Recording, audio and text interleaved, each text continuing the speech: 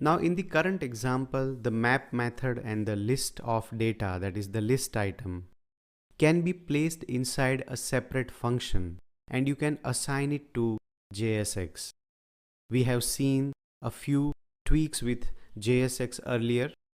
Let's try to improvise this code also with somewhat similar approach. Here I can put a function. So this product.map, this entire section, you can put it in a function and then you call the function. Right now we can simply put it here. So I'll just say, for example, let product list.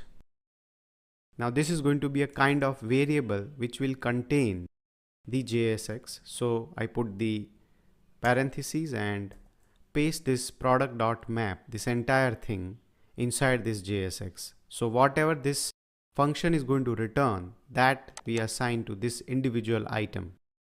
Now here what we just have to do is we just have to say I want to display the product list.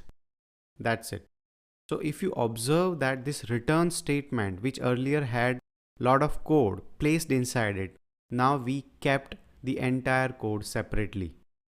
The best way to deal with this situation is when you have more data or more items to populate, we keep the JSX separate and whenever needed, we call that particular item only. So this is another improved way to write the code when we deal with bigger React applications.